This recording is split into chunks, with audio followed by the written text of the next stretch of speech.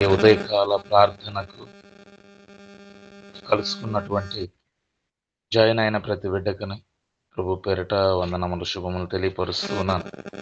Praise the Lord. హల్లెలూయా. చాలా సంతోషం.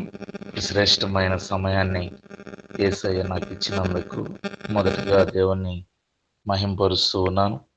ఈ అవకాశం ఇచ్చినటువంటి దైవ సేవకులు తలారి వినీత్ గారికి, పాస్టర్ తలారి వినీత్ గారికి ప్రత్యేకమైన వందనాలు తెలియపరుస్తూ ఉంటున్నాను. మంచిది, చాలా సంతోషం.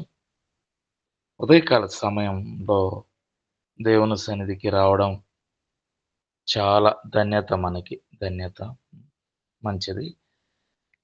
చిన్న విషయాన్ని గమనించాలి. 147వ కీర్తన చిన్న సవరణ. 146వ కీర్తన, అది 146వ కీర్తనలోని 5 వచనం నుండి 9 వచనాల వరకు గమనిస్తే, ఎవనికి యాకోబు దేవుడు సహాయుడగునో, ఎవడు తన దేవుడైన యెహోవా మీద ఆశ పెట్టుకొనునో వాడు ధన్యుడు. ఆయన ఆకాశమును, భూమిని, సముద్రమును, దానిలోని సర్వమును సృజించినవాడు ఆయనే అన్నాడు. మాట తప్పనివాడు. 7వ వచనం, బాధపరచబడి వారికి ఆయన న్యాయం తీర్చును, వారికి ఆహారం దయచేయను. యెహోవా బంధించబడిన వారిని విడుదల చేయను. యెహోవా గుడ్డివారి కనులు తెరవజేయువాడు. యెహోవా కృంగిన వారిని లేవనెత్తువాడు. యెహోవా నీతిమంతులను ప్రేమించువాడు. యెహోవా పరదేశులను కాపాడువాడు. ఆయన తండ్రి లేని వారిని, విధవరాండ్రను ఆదరించువాడు. Praise the Lord. హల్లెలూయా. ప్రియమైన దేవుని బిడ్డలారా, ఉదయకాల సమయంలో ఇక్కడ ఈ 146వ కీర్తనలో మొదటి మాటను కూడా ఒకసారి జ్ఞాపకం చేసుకున్నాం. యెహోవాను స్తుతించుడి. మనం ఎవరిని స్తుతించాలి? సృష్టికర్త అయిన దేవుని స్తుతించాలి. మరి ఈ యొక్క కీర్తనకారుడు, మరి ఈ కీర్తనను రాసినటువంటి వారు దావీదు మహారాజు గారు. ఆయన అంటారు, నా జీవిత కాలమంతయు నేను యెహోవాను స్తుతించెదను. Praise the Lord. హల్లెలూయా. ఈ మాట మన హృదయంలో మనం రాసుకోవాలి. పరిశుద్ధాత్మ దేవుడు దావీదు మహారాజు ద్వారా వాక్యాన్ని వ్రాయించారు. నా జీవిత కాలమంతయు నేను యెహోవాను స్తుతించెదను. ఈ మాట చెప్పగలరా? ఉదయకాలం, మధ్యాహ్న కాలం, సాయంత్రం, రాత్రి, లేక అన్ని వేళల్లో నా జీవిత కాలమంతయు నేను యెహోవాను స్తుతించెదను అని చెప్పగలమా మనం? దయచేసి గమనించండి.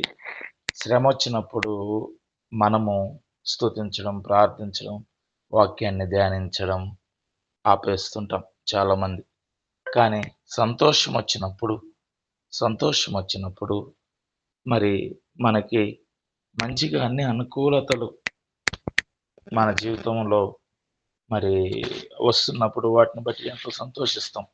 మరి దేవుని వాక్య విషయంలో మనం చూస్తే అన్ని వేళలా దేవుని స్తుతించేవారిగా ఉండాలి. ఇంకొక మాటను చూస్తే, నేను బ్రతుకు కాలమంతయు నా దేవుని కీర్తించెదను. Praise the Lord. ఎప్పుడంట? నేను బ్రతుకు కాలమంతయు. ఎక్కడైనా తప్పిపోతున్నామా? లేకపోతే ఈ వాక్య ప్రకారం మనం జీవిస్తున్నామా అన్న విషయాన్ని, ఈ వాక్య ప్రకారం మన జీవితం కొనసాగించబడుతుందా అన్న విషయాన్ని మనం గుర్తుంచుకోవాలి. మంచిది, చాలా సంతోషం. ఇంట్రడక్షన్గా ఉదయకాలంలో మొదట మనం ఎవరిని స్తుతించాలి? దేవుని స్తుతించాలి, దేవుని మహింపరచాలి అన్న మాటలను జ్ఞాపకం చేస్తూ, ఎప్పుడు వరకు స్తుతించాలంటే బ్రతుకు కాలమంతయు, జీవించు కాలమంతయు అని ఇంట్రడక్షన్గా మీ ముందు ఉంచుతూ ఉన్నాను. Praise the Lord. హల్లెలూయా. మంచిది, చాలా సంతోషం. నేను ఇక నేరుగా మన సందేశాన్ని ఆలకిద్దాం, గమనిద్దాం. ప్రియమైన దేవుని బిడ్డలారా, ఇక్కడ శ్రేష్టమైన ఒక వాగ్దానం మాత్రము, ఇందులో నుంచి ఒకే ఒక మాటను నేను తీసుకుంటున్నాను. 7వ వచనంలో, బాధపరచబడి వారికి ఆయన న్యాయము తీర్చును, ఆకలి కొనిన వారికి ఆహారం దయచేయును. బాధపరచబడి వారికి న్యాయం తీర్చు దేవుడు. మన ఉదయకాలం ఆరాధించే దేవుడు గొప్పవాడు. దేవుని నామానికి మహిమ కలుగును గాక. మొదటిగా ఉదయము అనగా రేయి మొదటి జాము. ఈ సమయంలో ఈ ప్రార్థనకు ఈ సమయం కొరకు వేచి ఉండేవాళ్ళు ఎంతమందో, మరి దీనికంటే ముందు 1 గంట దేవుని సన్నిధిలో ప్రార్థించిన వారు ఎంతమందో, లేకపోతే 3-6 గంటల వరకు రేయి మొదటి జాము అంటారు. ఈ 3 గంటల నుంచి 6 గంటల వరకు దేవుని సన్నిధిలో ప్రార్థించేవారు ఎంతమందో నాకు తెలియదు గానీ, ప్రియమైన దేవుని వర్లారా దయచేసి గమనించండి. ఉదయకాల ప్రార్థన సందర్భంలో నుండి నేను ముందుకెళ్ళాలని పరిశుద్ధాత్మ ప్రేరణ ద్వారా ఈ మాటలు తెలియజేస్తున్నాను. ఉదయకాలంలో పరిశుద్ధ బైబిల్ గ్రంథంలో మనం గమనిస్తే అబ్రహాము మరి ఉదయకాలంన యెహోవా సన్నిధిన ఆయన ప్రార్థించారు. యాకోబు ప్రార్థించారు. మోషే గారు ప్రార్థించారు. దావీదు ప్రార్థించారు. రాజైన హిజ్కియా ప్రార్థించారు. దేవుని పరిచర్య నిమిత్తమై, దేవుని మహిమపరచు నిమిత్తమై వీరు గొప్ప సాధనాలుగా మనం బైబిల్ గ్రంథంలో చూస్తూ ఉంటున్నాం. అంత మాత్రమే కాదు, పెందల కాడనే లేచి యేసయ్య కూడా ఏం చేశాడండి? ప్రార్థన చేశాడు అన్న విషయాన్ని పెందల కాడనే యేసయ్య లేచినట్టు చూస్తున్నాం. ఇంకా మనం గమనిస్తే యాకోబు దావీదు గారు కూడా అంటారు, ఉదయమనే నేను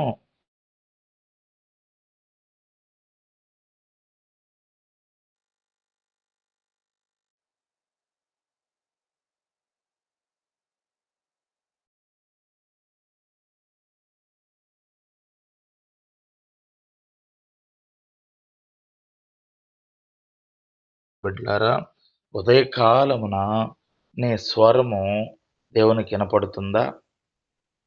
ఉదయకాలమున నీ ప్రార్థన ఉదయకాల సమయంలో నీ ప్రార్థన దేవుని సన్నిధిని చేరుతుందా? దేవుని నామానికి మహిమ కలుగును గాక. ఈ విషయాన్ని మనం గమనించాలి. ఉదయకాలం ప్రార్థించిన వారిలో గొప్ప కార్యాలు చూసినటువంటి వారు చాలా మంది ఉన్నారు. కాబట్టి ఉదయకాలంలో ఒక చిన్న మాట నేను గుర్తు చేస్తాను. ఉదయకాల సమయంలో ప్రార్థించి అనేక గొప్ప సాక్ష్యాలు పొందుకున్నటువంటి వారు ఉన్నారు. ఒక సమస్య ప్రెజెంట్ ఏదైనా అప్పుల బాధ నుండి, లేకపోతే గర్భఫలం విషయమై, లేకపోతే ఉద్యోగం లేని విషయమై, ఇంకా ఎన్ని రకాల, లేకపోతే వ్యాధి విషయమై బలహీనపడుతున్నావేమో. మరి ఈ ఉదయకాల సమయంలో నేను గుర్తు చేసే విషయం ఏంటంటే, ఉదయకాలంలో 3-6 గంటల మధ్య మొదటి జామున పట్టుదల కలిగి ప్రార్థిస్తే గొప్ప సాక్ష్యం మనం పొందుకుంటాము అనే జ్ఞాపకం చేస్తూ ఉంటున్నాను. ప్రైజ్ లార్డ్, హల్లెలూయా. ఎందుకు ఈ మాట చెప్తున్నానంటే, ఇక్కడ ఒక మాటను తీసుకుంటున్నాను నేను. వాగ్దానం 146వ కీర్తనలో బంధించబడిన వారిని ఆయన విడుదల చేయను. బంధించబడిన వారిని 7వ వచనంలో చివరి మాట, యెహోవా బంధించబడిన వారిని విడుదల చేయను.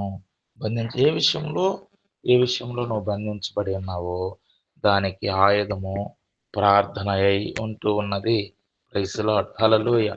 మరి ఉదయకాలంలో ఏ విషయం నేను బంధించబడి ఉంది?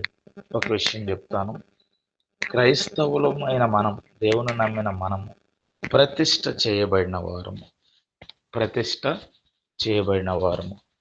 ఈ ప్రతిష్ట ఎగ్జాంపుల్ అన్యులు చూడండి, సహోదరులు అనేక రకాల మాలీలు వేయడం, వ్రతాలు చేయడం అలా చేస్తారు. అయితే ఒక విషయాన్ని మనం గమనించాలి. అలా చేసినప్పుడు వారు నిష్టలో ఉంటారు. పక్కన వాళ్ళ వల్ల వాళ్ళు డిస్టర్బ్ అవ్వరు. వారి నోట అపవిత్రమైన మాట రాదు. వారికి ఒకే ఒక గురి ఉంటుంది. ఎగ్జాంపుల్ చెప్తున్నాను. మరి మనం జీవితాంతము ప్రతిష్ట చేయబడిన వారం. మనం ప్రార్థనప్పుడు మాత్రమే లోబడేవారంగా, వాక్యం చదువుతున్నప్పుడు మాత్రమే, లేకపోతే ఆదివారం చర్చికెళ్ళేటప్పుడు మాత్రమే మనము ప్రజలకు కనిపిస్తాం. కానీ ఒక దైవ సేవకులంటారు, ఆరంభ దినాల్లో అనేక ఆశీర్వాదాల కోసం మనం ఎదురు చూస్తున్నాను. మరి కొద్ది సంవత్సరాలు, ఒక 5 సంవత్సరాలు, 10 సంవత్సరాలు వచ్చినప్పుడు మనం ఒక సాక్షి పత్రికగా, ఏ సాక్షి? దేవుని సాక్షి పత్రికగా మనం ఉండాలంటాడు. హల్లెలూయా! కాబట్టి ప్రియమైన దేవుని వారలారా, ఆ యెహోవా బంధింపబడిన వారిని విడుదల చేయను. ఈ ఉదయకాల సమయంలో ఏ విషయంలో నీకిప్పుడు ఒక సమస్యలు ఎన్నున్నాయంటే ఒక చిట్టా చెప్తారు. మనం చెప్తాం. ఆ చిట్టాలన్నీ కాదు గానీ, ఒకటి తీసుకో. నిరుద్యోగమా? గర్భఫలం కోసమా? లేకపోతే అప్పుల బాధనా? లేకపోతే వ్యాధినా? ఏది నిన్ను బలహీనపరుస్తుంది? దాన్ని తీసుకొని ఉదయకాల సమయంలో 3 గంటల నుండి 6 గంటల మధ్యలో అది ఆచారబద్ధంగా కాక ప్రతిష్ట ప్రతిష్ఠించబడిన నీవుగా దేవుని సన్నిధిలో మొరపెడితే ఆ ప్రార్థన ఫలిస్తుంది. హల్లెలూయా! అది దేవుడు వింటాడు. నిజంగా చాలా సాక్ష్యాలు విన్నప్పుడు, అయ్యా! నేను ఉదయం అయితే పనిలో ఉంటా, మధ్యాహ్నం పనిలో ఉంటా, పొగలైతే ఎక్కువ సమయం స్పెండ్ చేయలేను కానీ, ఉదయకాలం 3 గంటల నుంచి 6 గంటల మధ్యలో నేను చేసే ప్రార్థన నా యేసయ్య ఆలకించి గొప్ప కార్యాలు చేశాడు అన్న విషయాలు చాలా ఆహ్, చాలా చాలా సాక్ష్యాలు విన్నాను నేను. చాలా సాక్ష్యాలు విన్నాను. మీకొక విషయాన్ని గుర్తు చేస్తూ ఉన్నాను. ఉదయకాలంలో ఏదైతే నిర్ణయం నువ్వు తీసుకుంటావో, ఈరోజు ఎగ్జాంపుల్ సండే వచ్చింది. సండే కాకపోయినా ఏ దినంలోనైనా నువ్వేదైతే ఒక నిర్ణయం తీసుకుంటావో, ఆ నిర్ణయం మీద కేంద్రీకృతం ఆహ్, విశ్వాసంలో కేంద్రీకృతం అయ్యేటట్లు యేసయ్య చేస్తాడు. యేసయ్య చేస్తాడు. ఎలా అంటే, నువ్వు ప్రార్థనలో ఉంటున్నావు గనక, నువ్వు ఆయన మీద ఆధారపడుతున్నావు గనక. కాబట్టి ఈరోజు అది కోర్టు సమస్యనా, లేకపోతే ఉద్యోగ ప్రయత్నమా, లేకపోతే నువ్వేదైనా నూతన కార్యము తలంచుచున్నావా, ఆ విషయంలో ఉదయకాలము నువ్వు ఆయన మీద ఆధారపడుతున్నావు గాబట్టి, అడ్డుగా వచ్చే ప్రతి ఆటంకాలన్నీ తొలగిపోతాయి. ఆ! నీవు సాఫీగా ముందుకెళ్ళి విజయవంతంగా దాన్ని చేయగలవు. ఎందుకంటే, ఈరోజు నీ నిర్ణయము మొదట దేవుని ఎదుట పెట్టావు, ప్రార్థించావు కనుక ఈరోజు ఎంతమందైతే ఉదయకాలం లేసి ప్రార్థిస్తారో వారికి అర్థమవుతుంది. నేను సక్సెస్. నేను సక్సెస్. ఈరోజు ఉదయకాలంలో నేను ప్రార్థించాను గనుక నా యొక్క పని ఏమవుతుంది ఈరోజు? అదే ప్రార్థించనోళ్ళ పరిస్థితి ఏంటి అంటే, అది అవుద్దో కాదో తెలీదు. సో, ఇలా ముందుకెళ్తుంటుంది. మన కార్యక్రమం ఇలా ముందుకెళ్తూ ఉంటుంది. కాబట్టి దయచేసి గమనించండి ప్రియమైన దేవుని బిడ్డలారా. ఈ ఉదయకాలంలో దేవుని స్తుతించడం, దావీదంటాడు గదా! ఉదయకాలంలో దేవుని స్తుతించడం, ఎప్పటి వరకు స్తుతించడం? జీవితకాలమంతా స్తుతించడం, బ్రతుకు కాలమంతా స్తుతించడం. చాలా మాటలు చెప్తాడు. ఆ 3వ వచనంలో కూడా. రాజుల చేతనైనను, నరుల చేతనైనను రక్షణ కలుగదు అని హ్మ్.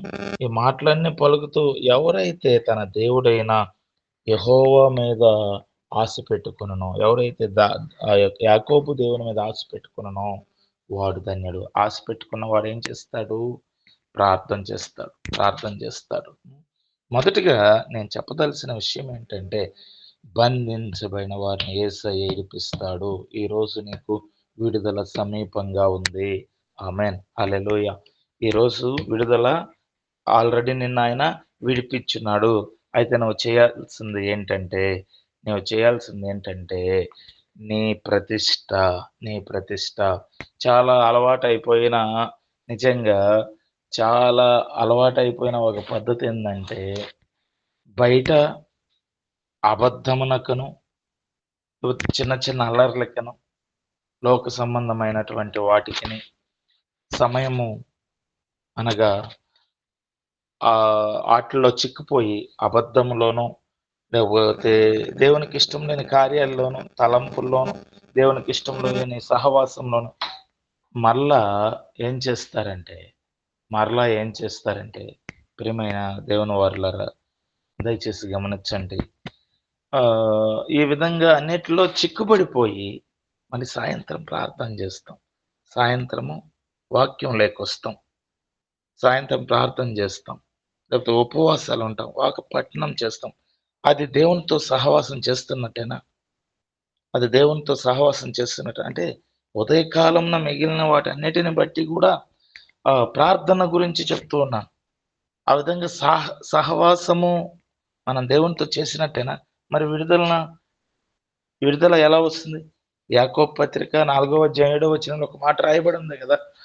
దేవునికి లోబడి ఉండుడి, అపవాదిని ఎదిరించుడి, అప్పుడు వాడు మీ యొద్ద నుండి పారిపోవును.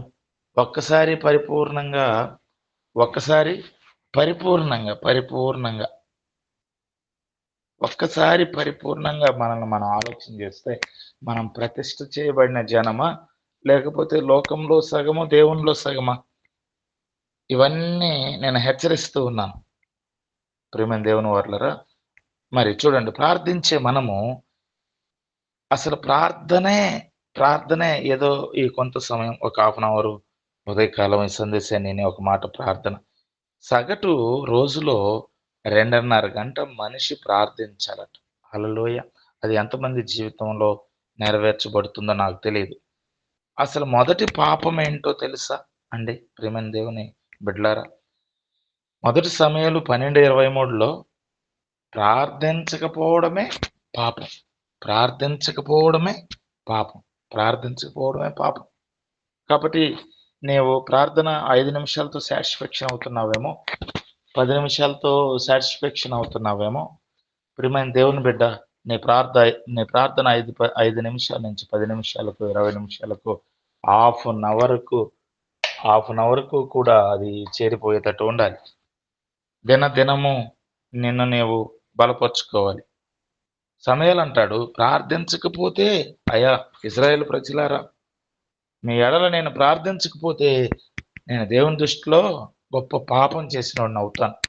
ఇప్పుడు నీవు ప్రార్థించకపోయినా నీ తల్లిదండ్రుల కోసమో, నీ బిడ్డల కోసమో, నీ కుటుంబం కోసమో, నీ సరౌండింగ్ ఉండే వారి కోసమో, లేకపోతే ఒకప్పుడు చీకట్లో ఉన్నాం కదా! ఇప్పుడు వెలుగులో ఉన్నాం కదా! చీకట్లో ఉండేవారు నీకు ఎదురొచ్చినప్పుడు వ్యాధిగ్రస్తులు, మరి శాపంతో సతమతమయ్యేవారు, మరి అపవిత్ర క్రియల్లో ఉండేవారు, వీరి కోసం నువ్వు ప్రార్థించకపోతే ఇదేమవుతుందంటే పాపం అవుతుంది. ఇది మొదటి సమూయేలు గ్రంథము 12వ అధ్యాయం 23వ వచనంలో ఈ ఈ వాక్యాన్ని మనం చూడొచ్చు. హల్లెలూయా! కాబట్టి ప్రియమైన దేవుని బిడ్డలారా చూడండి, ప్రార్థించకపోతే అది పాపం. ప్రార్థించకపోతే అది పాపం. నువ్వు ప్రార్థన చేయలేదంటే నువ్వు కాదు, సాతాను నీ కుటుంబంలో ప్రార్థన చేయనీయకుండా చేస్తున్నాడు. ఏవండీ? నీ దగ్గర ప్రార్థన చేయనీయకుండా చేస్తున్నాడు. నీ చుట్టూ నువ్వు ప్రార్థిస్తే దేవుని కంచి. నీవు దేవుని మహిమకరంగా జీవిస్తే నీ చుట్టూ యేసయ్య కంచి వేస్తాడు. దేవునికి ఇష్టమైన వారిగా జీవిస్తే, దేవుణ్ణి సంతోషపరిచేవారిగా జీవిస్తే ఆయన ఇంటి చుట్టూ కంచి వేస్తాడు. హల్లెలూయ! కంచి వేస్తాడు. కానీ ప్రార్థనకు దూరం అయిపోతే సాతాను యొక్క కుయుక్తులు చిక్కుపోతే మనకు తెలియకుండా మన చుట్టూ ఉండే కంచె తీసివేయబడుతుంది. కాబట్టి మనం. ప్రార్థించాలి. ఎప్పుడు ప్రార్థించాలి? విలాప వాక్యాల్లో మీ అందరికీ గుర్తున్న విషయం. రేయి మొదటి జామున నీళ్లు కుమ్మరించినట్లు దేవుని సన్నిధిలో నీ హృదయం కుమ్మరించి ప్రార్థన చేస్తే అక్కడ ఒక రాయబడిన మంచి విషయం ఏంటంటే నీ బిడ్డలు బ్రతుకు నిమిత్తము అని రాయబడి ఉంటుంది.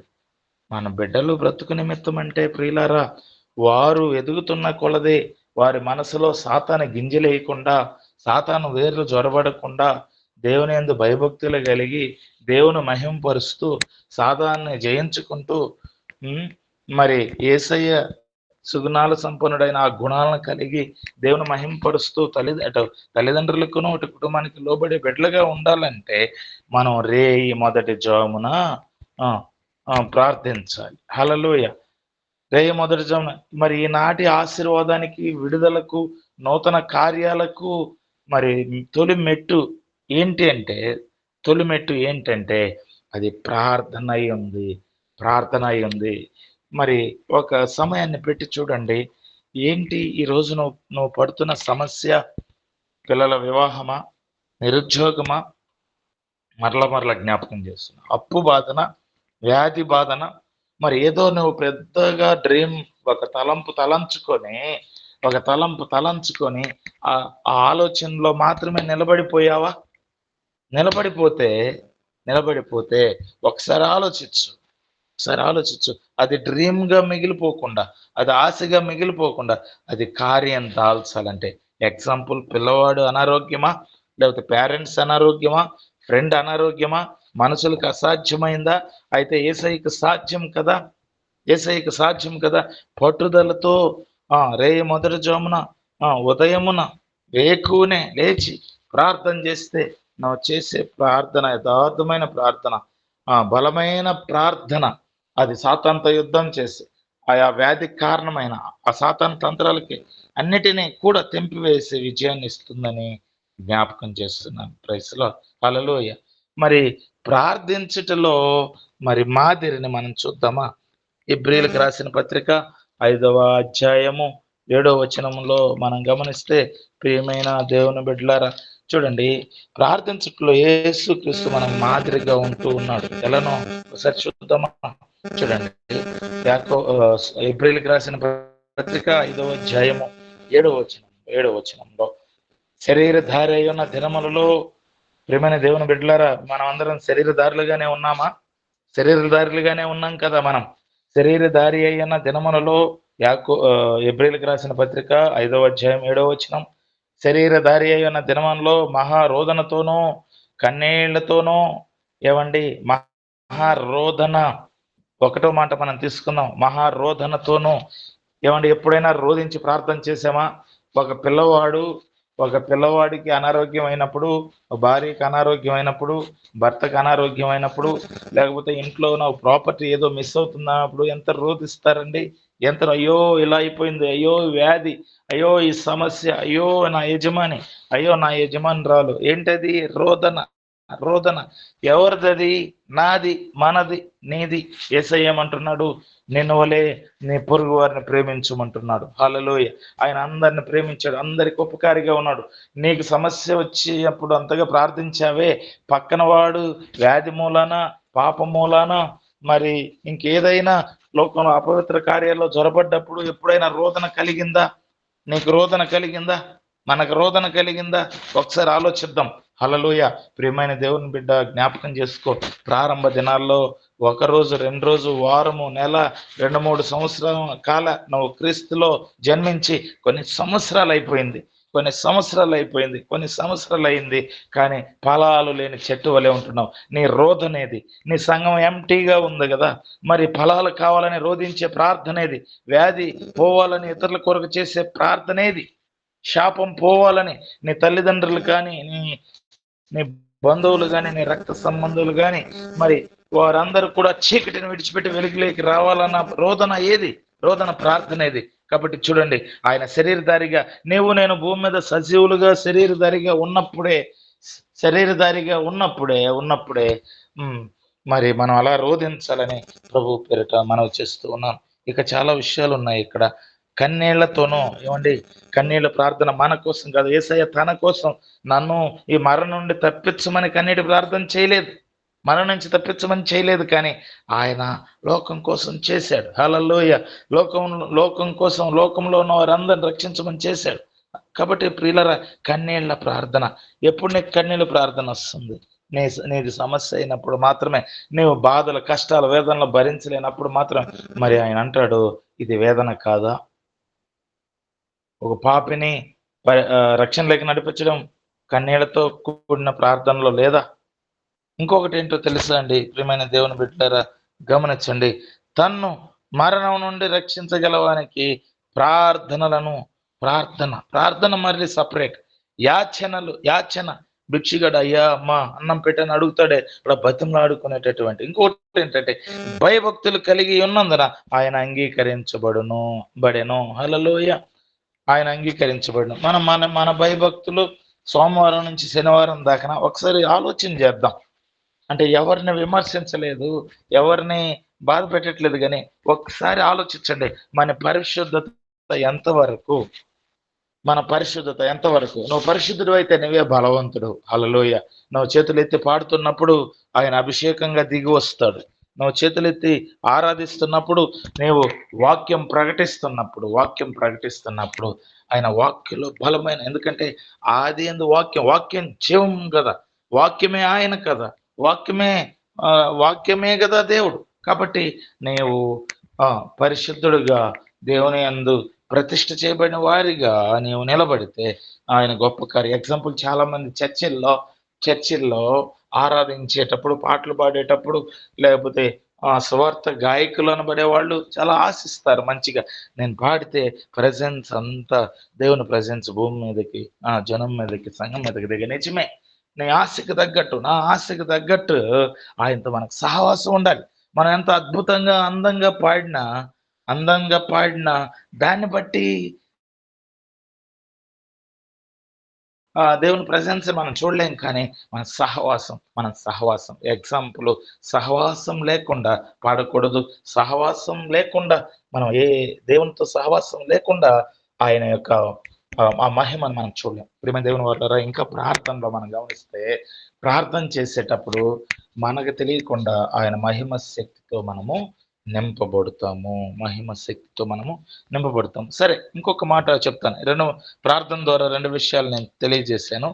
ప్రార్థించకపోతే పాపం. రెండవది, ప్రార్థించట్లో యేసయ్య మనకు ఉదాహరణ, రెఫరెన్స్‌లు కూడా ఇచ్చేసాను. మూడవదొచ్చేసి, ప్రార్థన ద్వారా నీ ఉదయకాల ప్రార్థన, నీ రేయి మొదటి జాము ప్రార్థన, నీకు హ్మ్, భారంతో చేసే ప్రార్థన రోగికి స్వస్థతనిస్తుంది. అది నీ రిలేషనా, పక్కింటి వారా, నీ గ్రామస్తులా, ఎవరైనా సరే.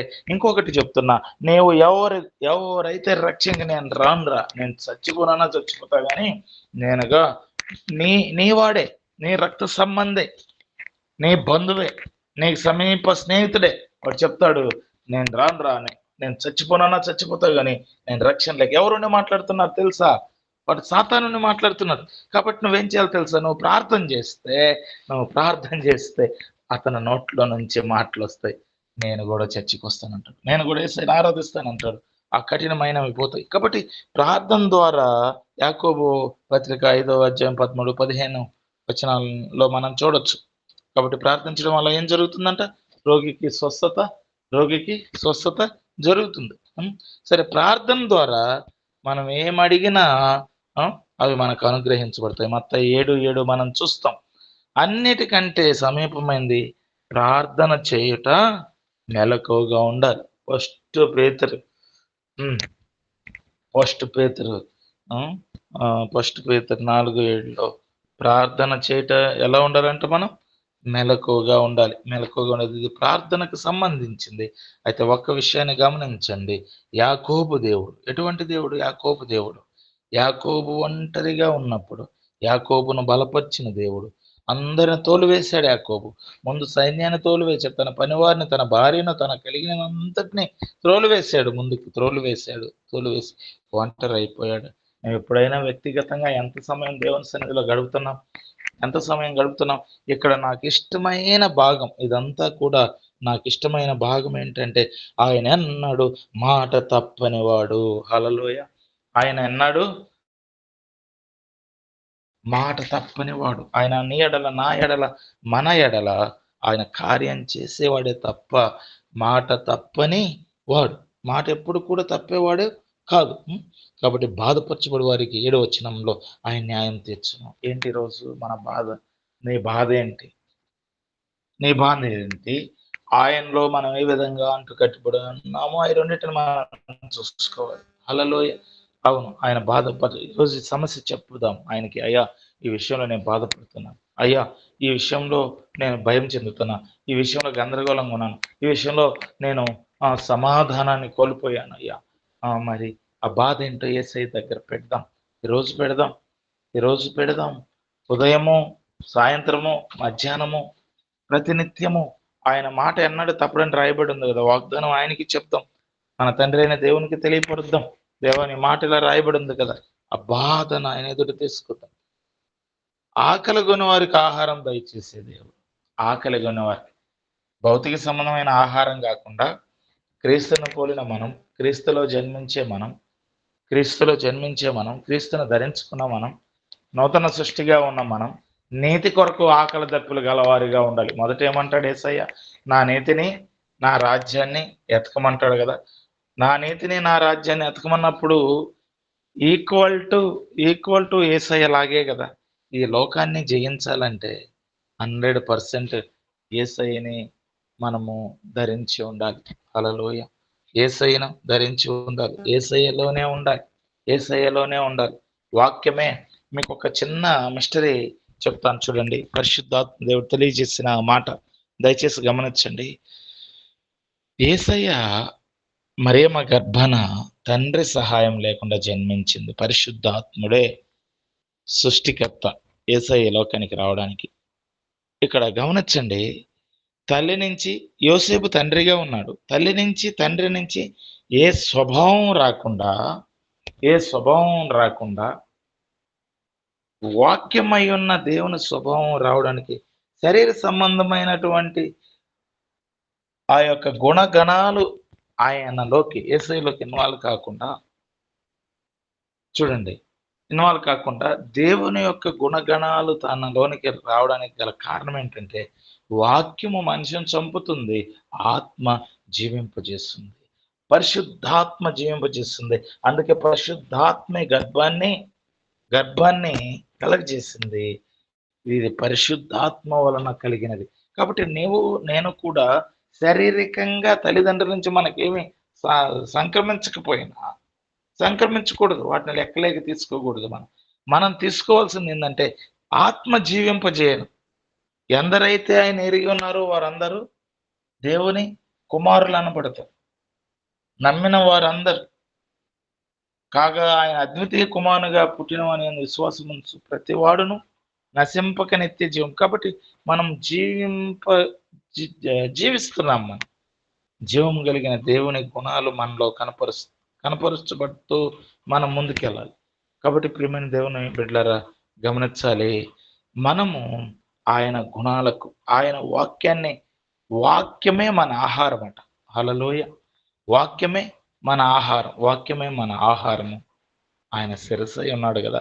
ఈ బాడీ అంతా వాక్యంతోనే నిండిపోవాలట. కాబట్టి ఉదయకాల సమయంలో మంచి సమయాన్ని దేవుడు మనకు అనుగ్రహించాడు. ప్రతి దినం ఈ విధంగా కొనసాగిస్తున్న మీ అందరికి కూడా వందనాలు తెలియపరుస్తూ ఉన్నాను. కాబట్టి ప్రియమైన దేవుని వారలారా, ప్రార్థన ఎంత గొప్పది.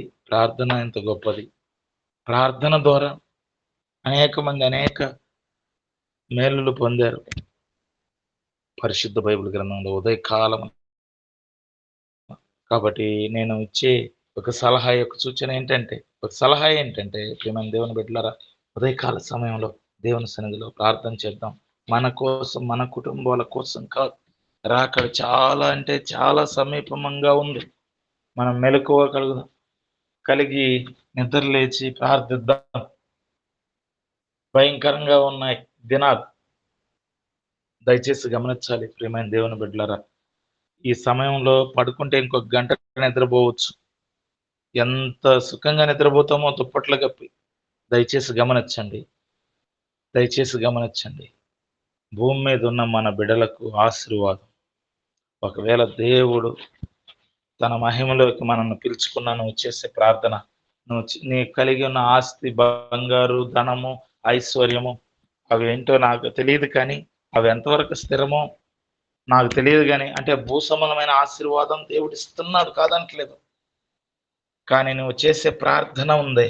ఆ ప్రార్థన నీ బిడ్డల భవిష్యత్తుకు, దీర్ఘాయుషుకు, మంచి నడవడికకు, మంచి భవిష్యత్తుకు, సంపూర్ణ ఆరోగ్యానికి, శాప పాప రహిత జీవితం జీవించడానికి కారణము అని నేను తెలియపరుస్తున్నా.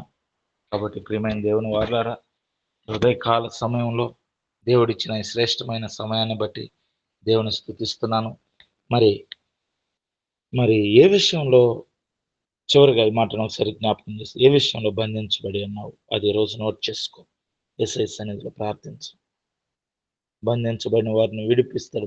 విడుదల పొందడం మాత్రమే కాదు, లెమ్ము తేజరిల్లము యెహోవా మహిమ నీ మీద ఉన్నాయి. అనేక మంది నీ యొద్దకు పరిగెడుతూ వచ్చెదరు. నువ్వు విడుదల పొందుతావు, అనేక మందిని విడుదల చేస్తావు. మరి యెహోవా గుడ్డివారి కన్నులను తెరవ చేయవాడట. కాబట్టి రక్షణ వారికి కనపడకుండా గుడ్డితనం కలిగజేసిన సాతాను నుండి విడిపిస్తాడు. యెహోవా కృంగిన వారిని లేవనెత్తుతాడు. 8వ వచనం 2వ లైన్. కృంగి బాధపడుతూ ఉంటారు, కృంగిపోతూ ఉంటారు, ఏదైనా నష్టపోయో కోల్పోయో వ్యాధి బాధ చేతను. మరి ఈరోజు ఈ 4 మాటల్లో ఆయన బాధపరచబడు వారికి న్యాయం తీర్చునని ఒక మాట రాయబడింది. ఆకలిగొన్న వారికి ఆహారం దయచేయనని రాయబడింది. బంధించబడిన వారికి విడుదల, గుడ్డివారి కన్నులు తెరచుట, కృంగిన వారిని లేవనెత్తుట, నీతిమంతులను ప్రేమించుట, ఇవి ఉన్నాయి. వీటల్లో నువ్వే ఏ స్థానంలో ఉన్నావు, నీ అవసరత ఏంటి? ఇంకొక మాట చివరిగా 9వ వచనంలో, పరదేశులను కాపాడువాడు. హల్లెలూయా. పరదేశి అబ్రహాం కూడా భూమి మీద పరదేశిగా జీవించాడు. అయిపోయిందండి, ముగిస్తున్నాను. దయచేసి 1-2 నిమిషాల్లో గమనించండి. పరదేశులను జీవించు, పరదేశులను కాపాడువాడు. పరదేశులు అంటే ఎవరండి? సరే, ఆలోచన చేద్దాం. పరదేశులను కాపాడువాడు. పరదేశి అంటే భూమి మీద జనాల మధ్యలో ఉంటాం మనం. మన మధ్యలో పాపులు ఉంటారు. ఒకప్పుడు మనం కూడా చీకట్లో ఉన్నవాళ్ళం. మన మధ్యలో పక్కనే ఉంటారు. పాపం తాగుబోతు వాళ్ళు ఉంటారు. ఇంకా కొన్ని రహస్య కార్యాలు చేసే వాళ్ళు ఉంటారు. దూషించేవారు, దూషకులు ఉంటారు, అహంకారులు ఉంటారు, గర్విష్ఠులు ఉంటారు, వ్యతిరేకంగా మాట్లాడేవారు ఉంటారు. వీరితో ఉంటూ వీరికి అంటకుండా జీవించడమే పరదేశిగా జీవించడం. హల్లెలూయా. వీరితో ఉంటూ వాళ్ళు నిన్ను రెచ్చగొడతారు, వారు నిన్ను గొడవకు తీసుకొస్తారు. సాతాను కొన్నిసార్లు వారిలో ఉండి మాట్లాడతారు. ఎందుకో తెలుసా? నీ నీతి అంతా కనుక్కోవడానికి. వీడు ఆవేశపడతాడా? వాడు 4 మాట్లాడినాడు కదా, వాడు కొట్టాడు 4, ఇది కూడా కొడతాడా? వాడు దూషించాడు, ఇది దూషిస్తాడా? వీడు భక్తిని పాడు చేసుకోవడానికి, హృదయాన్ని పాడు చేసుకోవడానికి. పరదేశిగా జీవించడం అంటే ఒక మాట చెప్తున్నాను. యేసయ్య ఈ లోకంలో జీవించాడు. పాపులు ఉన్నారు, అనేక రకమైన పాపాల్లో ఉన్నారు, బంధకాల్లో ఉన్నారు, అపవిత్రమైన కార్యాల్లో ఉన్నారు. కానీ వారి మధ్య జీవించాడు కానీ యేసయ్య వారిని ప్రభావితం చేశాడు. కానీ వారి క్రియలు, వారి కార్యాలు యేసయ్యను ప్రభావితం చేయలేకపోయాయి. ప్రేమైన దేవుని వర్లరా, ఇంతవరకు కూడా మనము ఒక రకమైన భక్తి చేస్తూ వచ్చాం, లేదంటారా? ఒక రకమైన భక్తి అంటే అనుకూలమైన భక్తి, మనకు అనుకూలమైన భక్తి, మనకి ఎక్కడ లాభమో, ఏది మేలో, ఏది ప్రయోజనం, ఇలా అలా కాకుండా ఒక్కసారి ఈరోజు ఇంకొక మాసంలో 25లోకి వెళ్ళిపోతాం, 2025లోకి 2025లోకి వెళ్ళిపోతాం. కాబట్టి దయచేసి ముందు పరిపూర్ణమైన రక్షణ విశ్వాసాన్ని కొనసాగించాలని ఆశిస్తున్నాం. మనం అందరం ఒక మంచి నిర్ణయం తీసుకున్నాం. ఈ ఉదయకాల సమయంలో దేవుడు నాకు ఇచ్చిన శ్రేష్టమైన సమయాన్ని బట్టి నేను ఎంతగానో దేవుని స్తుతిస్తూ మహిమపరుస్తూ నాకు అవకాశం ఇచ్చినటువంటి అయ్యగారికి ప్రత్యేకమైన వందనాలు తెలియపరుస్తూ ఉన్నాను. దేవుడు నాకు ఇచ్చిన సమయాన్ని బట్టి ఎంతగానో దేవుని స్తుతిస్తూ ఈ మాటలు ముగిస్తున్నాను. ప్రభు ఈ మాటలను దీవించి ఆశీర్వదించునుగాక. ఆమేన్. మన హృదయాల్లో ప్రైజ్ ది లార్డ్.